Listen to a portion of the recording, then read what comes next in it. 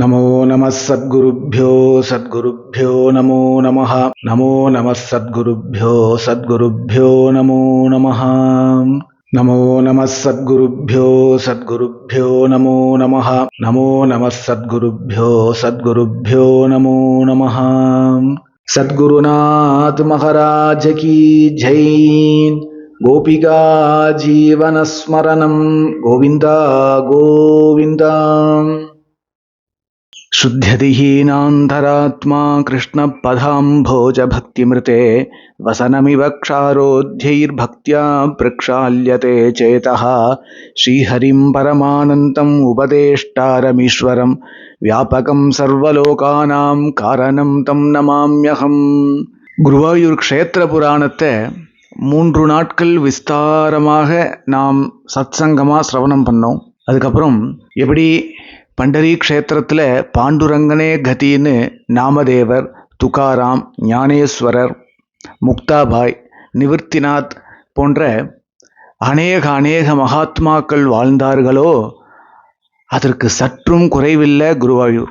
அந்த குருவாயூரப்பனே கதி, குருவாயூர் க்ஷேத்திரமே கதின்னு எத்தனை மகாத்மாக்கள் வாழ்ந்தாலோ அத்தனை பேருடைய சரித்திரத்தையும் நாம் ஒன்னொன்னா 2 நாள் விஸ்தாரமாக சிரவணம் பண்ணோம்.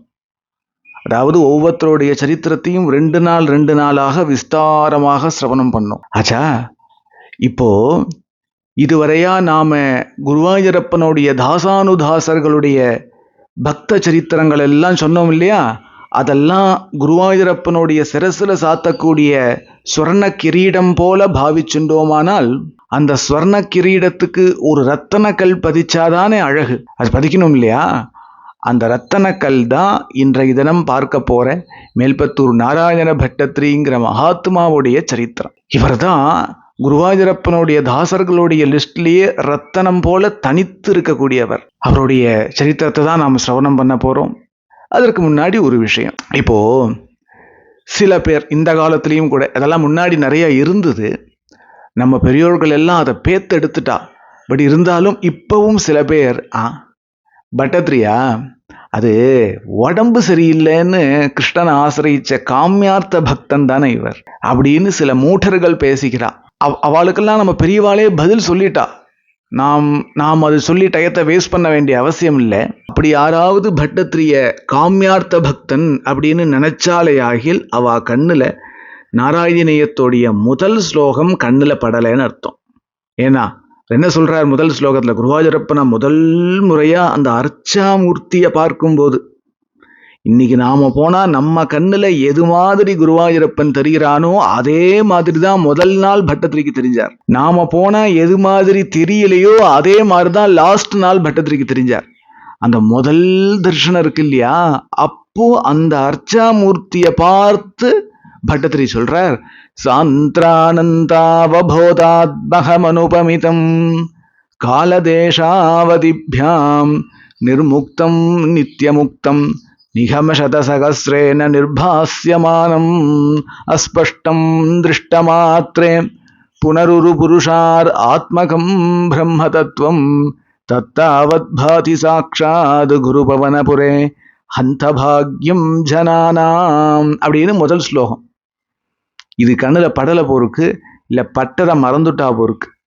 என்ன சொல்றாரு இதுல? என்ன அப்பனே, முன்காலத்துல ரிஷிகள் எல்லாம் வீட்டை விட்டு சொத்து சோகத்தை விட்டு ஹிமாலயத்துல போய் குகையில உக்காந்துண்டோ, கங்கா தீரத்துல உக்காந்துண்டோ, ஸ்ரீ பிருந்தாவனத்துல ஏகாந்தமா வனத்துல பிரவேசம் பண்ணி மரத்துக்கு கீழே உக்காந்துண்டோ, இப்படி ஏகாந்தமா இருந்துட்டு ஜென்மா பூரா உத்தமோத்தமமான ஆகார நியமத்தோட இருந்துட்டு பெரும்பாலும் ஏகாந்தமா வாசம் பண்ணிட்டு வேதாந்த சம்பிரதாயமான சிரவண மனன நிதித்தியாசனங்கள்லாம் பண்ணி விசேஷதா நான்யார் விசார ரூபேன இந்திரியங்கள் வழியாக பலவாறு அலையக்கூடிய மனச ஸ்ரத்தைய திரும்பவும் மெல்ல மெல்ல மெல்ல தங்கள் முயற்சியினால எழுத்து ஸ்வரூபத்துல திருப்புவா.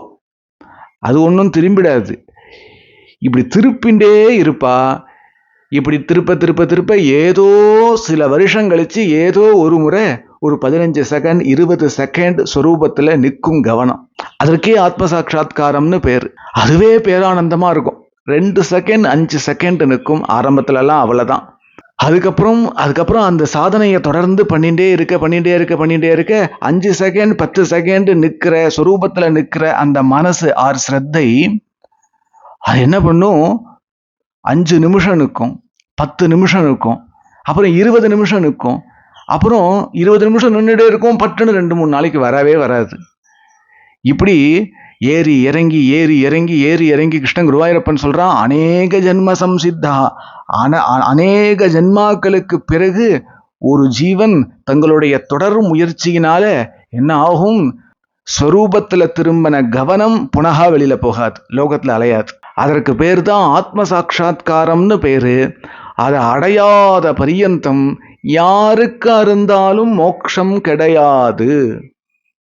யாரா இருக்கட்டுமே, என்ன யாரா இருக்கட்டும், எத்தகைய உபாசகனாயிரு, யாராயிரு, எந்த வேதாத்தியனம் பண்ணு, பிரபந்த பாராயணங்கள் பண்ணு, பாகவத பாராயணம் பண்ணு, எல்லாம் இந்த ஆத்ம சாட்சா்காரத்துக்கு சகாயன இருந்தா சந்தோஷம், அந்த நிலையை அடையறதுக்கு சகாயன இருந்தா சந்தோஷம். அதை விட்டுட்டு இதெல்லாம் எனக்கு ஆத்ம சாட்சா்காரெல்லாம் எனக்கு வேண்டாம், நான் பாகவத பாராயணம் பண்றேன்னா காரியம் ஆகாது. பாகவத பாராயணம் இந்த ஆத்ம சாட்சா்காரத்தை கொடுத்துடும், ஜபம் இந்த ஆத்ம சாட்சா்காரத்தை சுலபமாக்கும். இப்படி எல்லாம் வேதாந்தத்துல சொல்றான். அது ஒரு விதத்துல ஏற்றுக்கக்கூடிய மாற்ற முடியாத சத்தியமும் கூட. யாருக்கா இருக்கட்டும் இந்த ஸ்வரூப ஞானம் அனுபவத்துல பிரகாசிக்காம நாம் கரையேற முடியாது, இந்த சம்சாரத்திலேருந்து கரையேற முடியாது. அடைஞ்சுட்டாலோன்னு பேரானந்த நிலையா இருக்கும். பேரானந்த நிலையை அடைஞ்ச ரிஷிகள் ஞானிகள் இடத்துல போய், நீ ஏதோ ஒரு நிலையில இருக்கேலே, அது எப்படி இருக்கேல், அது எப்படி இருக்கு சொல்லுங்களேன் அப்படின்னா, சொல்லி வச்சா மாதிரி அத்தனை ஞானிகளும் பிரம்மனிஷ்டாலும் இது மாதிரி கேட்கிற கேள்விக்கு சொல்லி வச்சா மாதிரி ஒரு பதில் சொல்றா. எதுன்னா, அது கண்ணுனால பார்க்க முடியாது, காதுனால கேட்க முடியாது, சொல்லுங்களேன்னா இந்த நாக்க வச்சு சொல்றதா? சொன்னா உனக்கு புரியாதுப்பா. ஏன் புரியாது? புத்தி மனசனால யூகிச்சுக்க கூட முடியாத ஒரு அனுபவம் அது. என்ன சுவாமி அது? காதாலையும் கேட்க முடியாது, கண்ணாலையும் பார்க்க முடியாது, வாயால சொன்னாலும் புரியாது, சொல்லவே முடியாது, புத்தி மனசனால யூகிச்சுட முடியாது. இல்லைன்னு சொல்லிடலாமே, அதுக்கு இவ்வளவு வளைக்கணுமா அப்படின்னா, எங்கள் அனுபவத்துல இருக்கிறது சத்தியம், எங்கள் அனுபவத்துல இருக்கிறது சத்தியம், உனக்கும் அது வருங்கிறது சத்தியம். இது உபநிஷத்தெல்லாம் சொல்றது அப்படின்னு ரிஷிகள்லாம் சொல்றான். ஆரம்பத்திலே சொன்னேன், இந்த நிலையை அடையாம மோட்சம் கிடையாது, இந்த நிலைக்கே மோட்சம்னு பேரு. சம்சாரத்திலேருந்து தாண்டிவிடலாம். அப்படி இருக்க நம்ம பட்டத்திரி ஒரு ரகசியத்தை கண்டுபிடிச்சிட்டார். ஏன்னா அது மாதிரி காட்டுல போய் உக்காந்துண்டு, குகையில போய் உக்காந்துண்டு, உத்தமோத்தம ஆகார நியமத்தோட அப்படி பரம வைராக்கிய ரூபமாவே இருந்து யாரெல்லாம் சிரவண மனன நிதித்தியாசங்கள் நான்யார் விசாரங்கள் பண்ணி ஆத்ம சாட்சா்காரம் அடையிறேலோ அடைங்க. ஆனால் அதே சமயம் இதெல்லாம் என்னன்னே தெரியாத ஜனங்கள், சொன்னாலும் புரிஞ்சிக்க முடியாத கல்மஷ சித்தம் உடைய ஜனங்கள், மந்த புத்தி உடையவர்கள், எங்கேயோ ஹிருதயத்துல எனக்கு கிருஷ்ணன் வேணும் அப்படின்னு நினைக்கிறவா இருக்கா இல்லையா? இவெல்லாம் இது மாதிரிலாம் சிரமப்பட வேண்டாம்.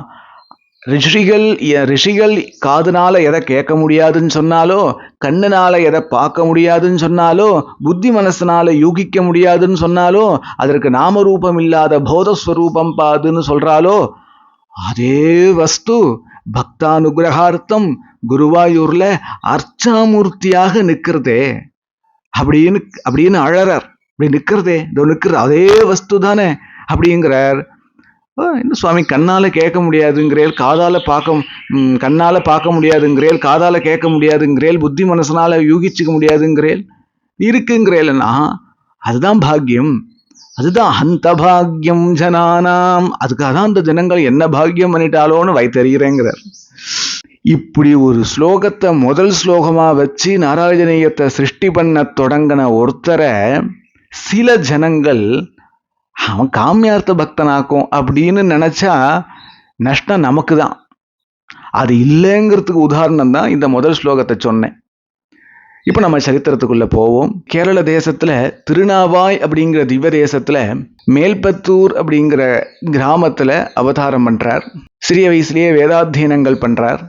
அப்புறம் நாடகம், காவியம் இதெல்லாம் ஒவ்வொருத்தட்ட ஒன்று படிக்கிறார். இந்த லிஸ்டெல்லாம் பெருசா இருக்கு, இப்போ நான் இப்போ அதை சொல்லலை.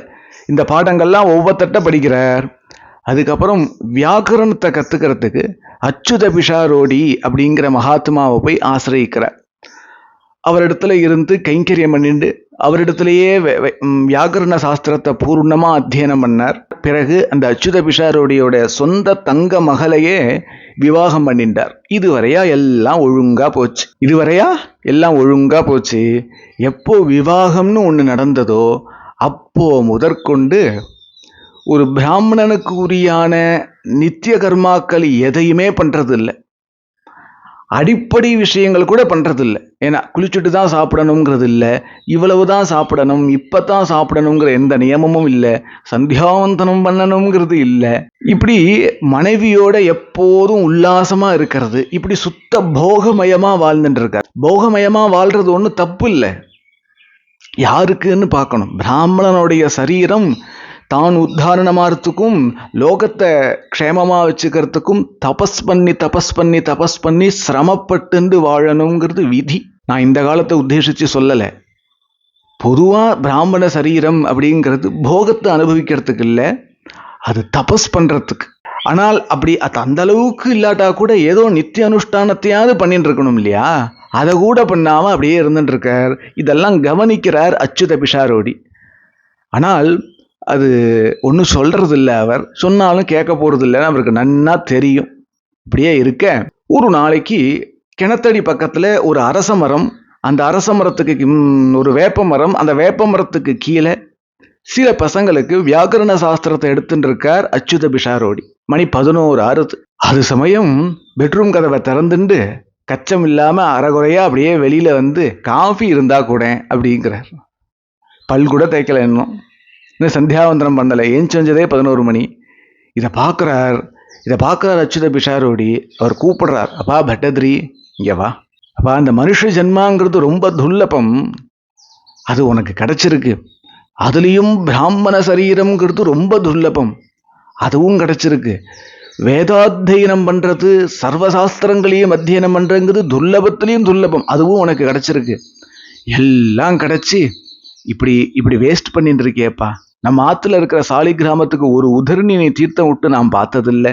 நம்ம ஊர் பெருமாள் கோவில் படிய கூட நீ மிதிச்சு நான் பார்த்ததில்லை. இப்படியே எத்தனை நாளைக்குப்பா இருந்துட முடியும்?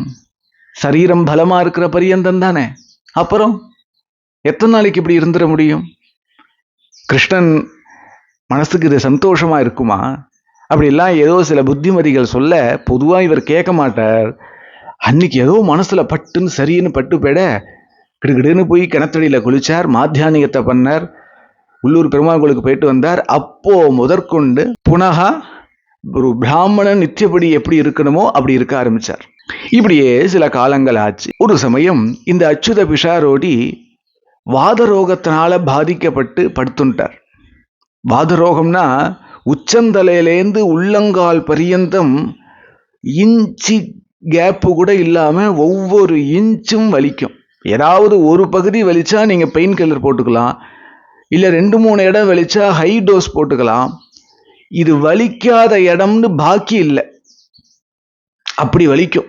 இந்த இந்த எலும்போடைய ஜாயிண்ட் எல்லாம் வலிக்கும். அந்த அளவுக்கு மரணம் வந்துட்டா தேவலைங்கிற அளவுக்கு இருக்கும் அந்த வேதனை. ரமண மகரிஷிக்கு சார்கோமா அப்படின்னு ஒரு வியாதி வந்து லாஸ்ட் காலத்துல ரொம்ப கஷ்டப்பட்டார். அவர் கஷ்டப்படல, அவருடைய சரீரம் வேதனைப்பட்டது. அதற்கு துல்லியமா இருக்கும் இந்த வியாதி. அதுவாது ஏதோ ஒரு இடத்துல அவரை பகவானே சொல்றார், 1000 தேள் கொட்டினது போல வலிக்குது அப்படின்னு ஒரு இடத்துல சொல்லியிருக்கார். அதே மாதிரி இருக்கும் இந்த வியாதி. அதுல அவஸ்தைப்பட்டு இருக்கார். இதை பார்த்துட்டு சகிச்சுட்டு எனக்கு என்னன்னு போக முடியல பட்டத்ரிக்கு. இந்த இடத்துல 2 விஷயம் சொல்லணும். இன்னொரு மிஸ் அண்டர்ஸ்டாண்டிங் இருக்கு பட்டத்ரி மேல. எல்லாருக்கும் இல்லை, சில பேருக்கு. ஏற்கனவே ஒன்று சொன்னேன், இவர் காமியார்த்த பக்தன் தானே, அது இல்லைன்னு சொல்லிட்டேன். பின்னாடியும் அது இல்லைன்னு பார்க்க போறோம் சில பிரமாணங்களை கொண்டு. 2வது, இவர் நாராஜனீயம் எழுதி முடிச்ச பிறகு கிருஷ்ண தரிசனம் கிடைச்ச பிறகுதான் மகாத்மாவாக ஆனார். அப்படிலாம் ஒன்றும் இல்லை. அவர் முன்னாடியே சுத்த ஹிருதயம் உடையவர், முன்னாடியே கிருஷ்ண பக்தன், முன்னாடியே வினயமே சொரூபமா உடையவர், முன்னாடியே அவர் நல்லவர், முன்னாடியே உயர்ந்த ஹிருதயம் உடையவர். இந்த கிருஷ்ண பக்தி ஜோதி ஹிருதயத்துல பிரகாசிச்சுட்டு இருக்கு அவருக்கு. அது கம்ப்ளீட்லி அனுபவத்துல வராம ஏதோ ஒரு திரை மறைச்சிருக்கு. அந்த திரையை நீக்கிறதுக்கு தான் கிருஷ்ணனுடைய லீலை. ஒரு வியாதியை வர வச்சு ஒரு 100 நாள் குருவாயூர்லேயே தங்க வச்சு பாகவத சிரவணம் பண்ண வச்சு பாகவதத்தை நாராயணீயமாக இவரே சிருஷ்டி பண்ண வச்சு பக்தியையும் பூர்ணமாக்கின, பக்திக்கு விக்னமா இருக்கிற அந்த திரையை நீக்கி பக்தியை பூர்ணமாக்கினார். இதெல்லாம் கிருஷ்ண லீலை. அவர் அதுக்கு முன்னாடியே பக்தன் தான், மகாத்மா தான். மகாத்மாத்மா மகாத்மா தான், அதில் ஒன்றும் சந்தேகம் இல்லை. எப்படி எப்படி சொல்றேன் சுவாமி? அவருடைய ஹிருதயத்தை பாருங்க. பின்னாடி சில ஸ்லோகங்களை நம்ம ஹிருதயத்தை பார்ப்போம். இந்த இடத்துல பாருங்கோ, 2 விஷயம் இல்லையா? இன்னொரு விஷயம் சொல்றேன். குருநாதன்னு ஒன்று உண்டு, சத்குருநாதன்னு ஒன்று உண்டு. அப்படிலாம் ஒன்றும் இல்லையா சுவாமி? அப்படி இருக்கு.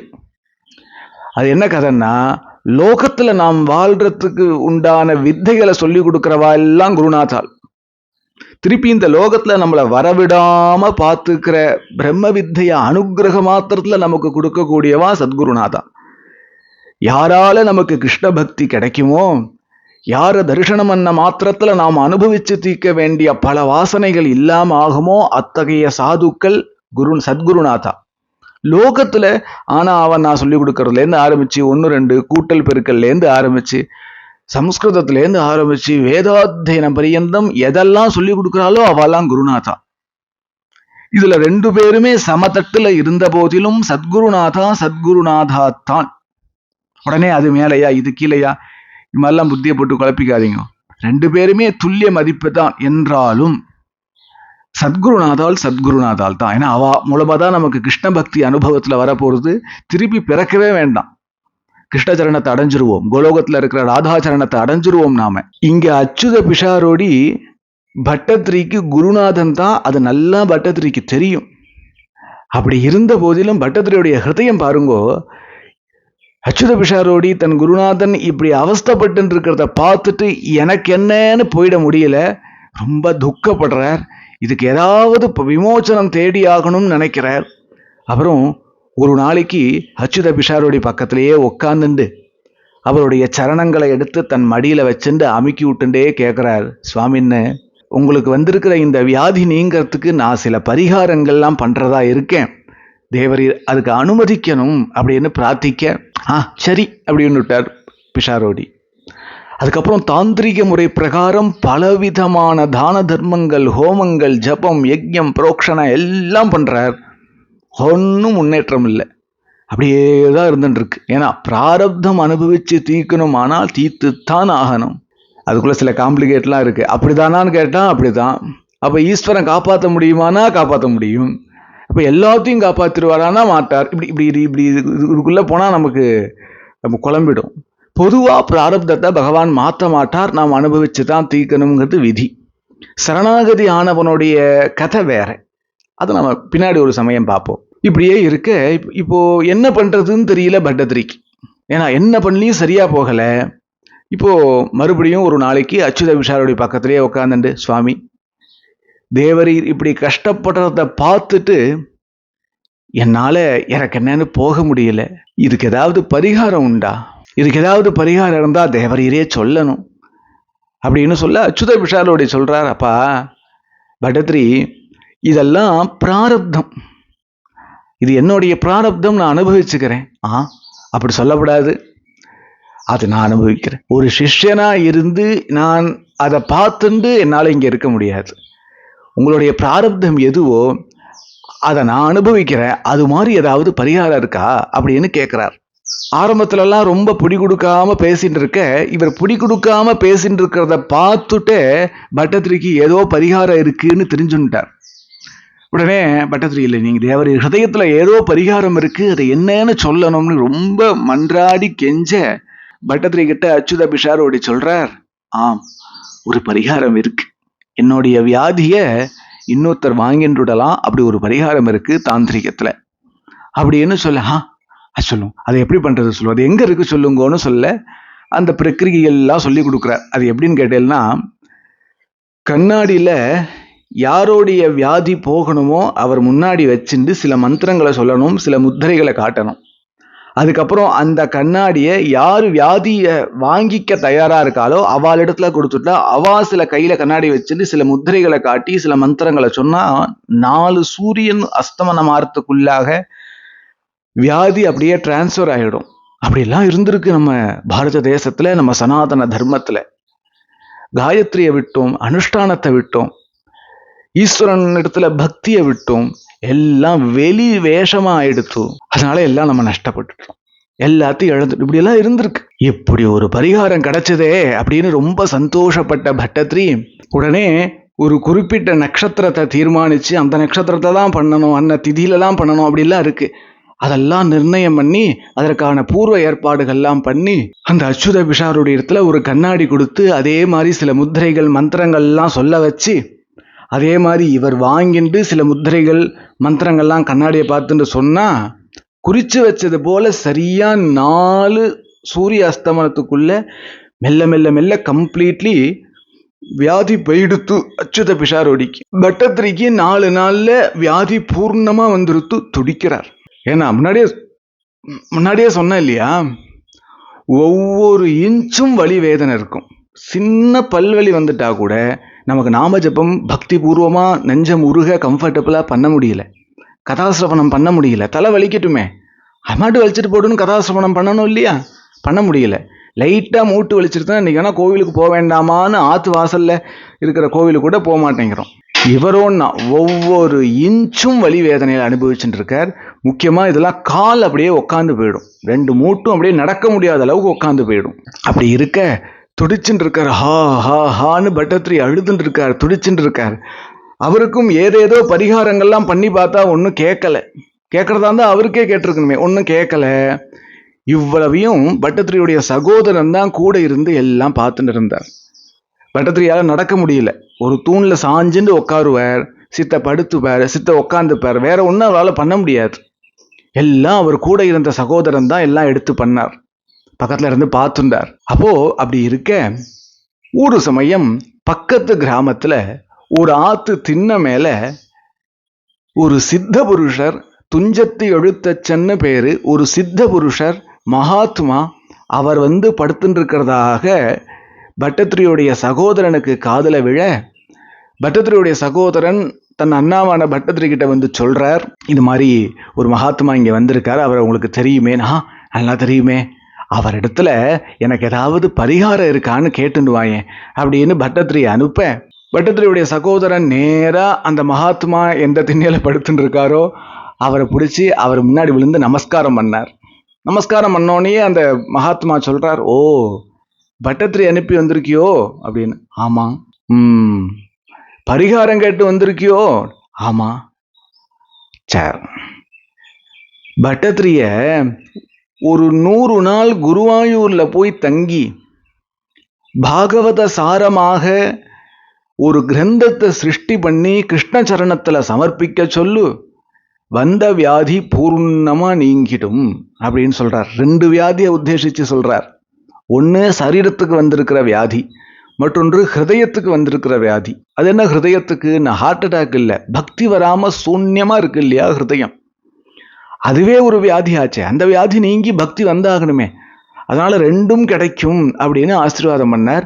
நேரா இப்படி ஒரு பரிகாரம் கிடைச்சதேன்னு அந்த சகோதரன் ஓடி பட்டத்திரி இடத்துல சொல்ல, அப்படியா அப்படியா, எதுக்கும் உதவாம இருக்கோம், இப்படி இருக்கோமே, இப்படி தின்னுட்டு படுத்துட்டு இப்படியே இருக்கோமேன்னு நினைச்சுன்னு இருந்த எனக்கு இப்படி ஒரு வழியா, குருவாயூர்ல போய் 100 நாள் நான் தங்கி பாகவத சாரமா ஒரு கிரந்தத்தை சிருஷ்டி பண்ண போறேனா, அடாடாடாடா என்ன பாக்கியம் என்ன பாக்கியம் நினைச்சார். அதெல்லாம் சரி சுவாமி, வேற ஏதோ கேள்விப்பட்டோமே. என்ன கேள்விப்பட்டேல்? இல்ல அவன் துஞ்சத்தை எழுத்துச்சு அந்த மகாத்மா மீன் தொட்டு கூட்டுகா அப்படிலாம் ஏதோ சொன்னார். பட்டத்ரி மத்ஸ்ய அவதாரத்திலேருந்து தொடங்க சொல்றாருன்னு புரிஞ்சு அப்படிலாம் கேட்டோமே. எங்க பெரியவா எங்க இடத்துல சொன்னது அப்படி இல்லை. அவர் ரொம்ப தெளிவா குருவாயூர்ல போய் பாகவத சாரமான கிரந்தத்தை, பாகவத சாரமா ஒரு கிரந்தத்தை எழுதி கிருஷ்ணச்சரணத்துல சமர்ப்பின்னு தெளிவா தான் சொன்னார்.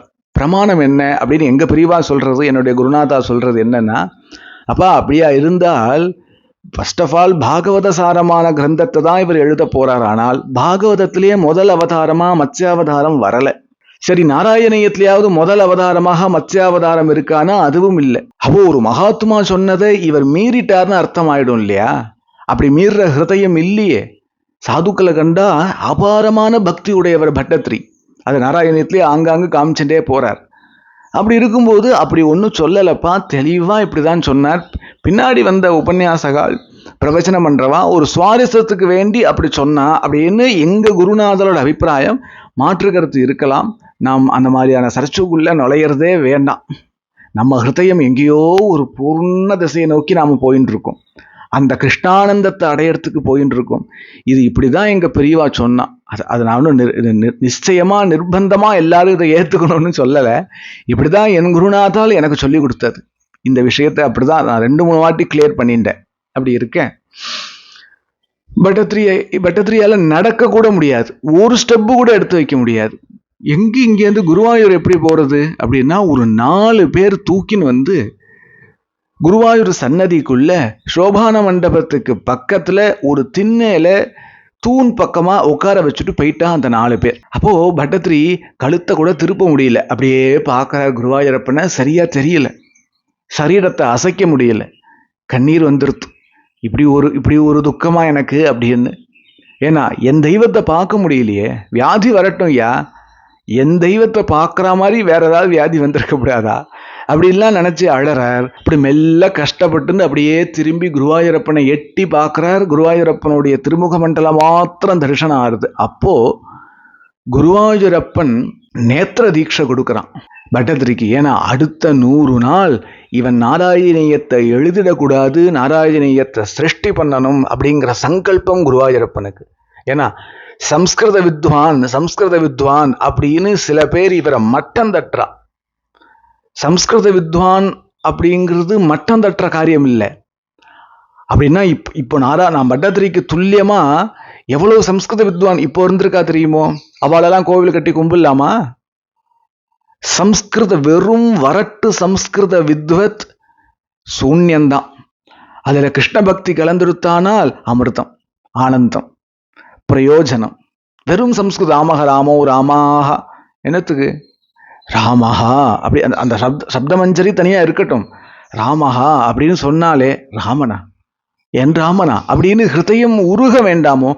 உருகிற அளவுக்கு பக்தி வேண்டாம், லேசமாவது வேண்டாமோ? அது இல்லாத சம்ஸ்கிருதம் எதுக்கு? அதனால இவரை சம்ஸ்கிருத வித்வான்னு இனிமேலா ப்ரொஜெக்ட் பண்ணாதீங்க. ஆமாம் அவர் சம்ஸ்கிருத வித்வான் தான். அவர் எழுதின கிரந்தங்கள் ஆச்சரியமா தான் இருக்கு. பாணினிக்கு பிறகு இவர் எழுதின சூத்திரங்கள்லாம் பிரம்மாண்டமா தான் இருக்கு. புத்தி சக்தி அபாரமா தான் இருக்கு. அப்படியே அவரை பார்க்கணும். அப்படி பார்க்கறதா நமக்கு பிரயோஜனம். அப்படி பார்த்தானா நம்ம புத்தி வளரும். ஏன்னா அவர் புத்தியில எல்லாம் இருக்கு அந்த சம்ஸ்கிருத ஞானங்கள். அவர் ஹிருதயத்துல பக்தி இருக்கு. அவர் ஹிருதயத்தை பார்த்துட்டோம்னா நமக்கும் நம்ம ஹிருதயத்துல பக்தி வந்துடும். நமக்கு அறிவு வேணுமா அனுபவம் வேணுமான்னு நாம் முடிவு பண்ணணும். எப்போதுமே சொல்றதுதான். அதனால இவரை சம்ஸ்கிருத வித்வான் மாத்திரம் நினைச்சிட வேண்டாம்.